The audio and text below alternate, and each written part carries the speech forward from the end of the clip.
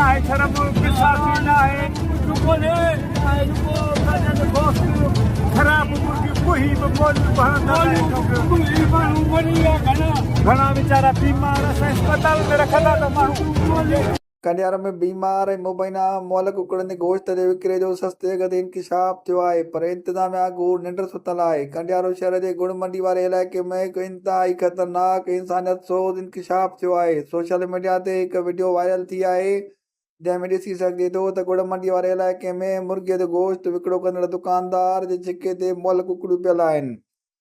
उन सिलसिले में शहरनि जो चवणु आहे त मुअल कुकड़ियुनि जो गोश्त न रुगो गैर क़ानूनी आहे, पर हज़ारे शहरनि जी ज़िंदगीअ सां रांदि खेॾण बराबरि आहे।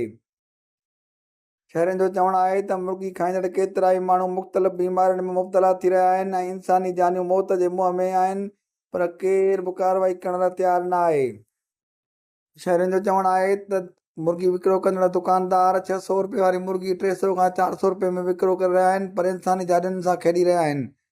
शहरुनि DC नौशरफ फिरोज़ ऐं ADC 1 खां मुतालबो कयो आहे त मामले जो नोटिस वठी कंडियारो शहर में मुबैना मुअल कुकड़ियुनि जो गोश्त विकिरो कंदड़ दुकानदारनि ख़िलाफ़ कार्रवाई कई वञे। वीडियो वायरल थियण खां पोइ फूड कंट्रोल अथॉरिटी जा अमलदार कंडियारो पहुता जिन असिस्टेंट कमिश्नर ऑफिस कंडियारो जे अमलदारनि सां गॾु शहर जे मुख़्तलिफ़ हंधनि ते कार्रवायूं कयूं। कार्रवाइनि दौरान मुबैना मुअल कुकड़ियुनि जो गोश्त विकिरो कंदड़ दुकानदारनि ते ॻरा ॾंड हया विया।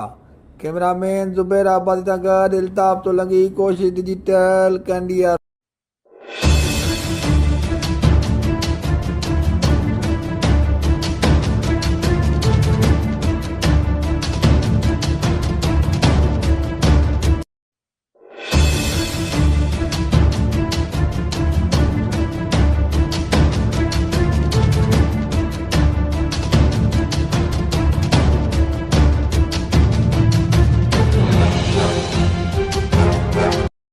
वो माहौल में हया ना है शर्म किसासी ना है रुको ने रुको काजल दोस्त खराब मुर्गी कोई बोल कोई मानू मरिया घना बेचारा बीमार अस्पताल में रखंदा तो मानू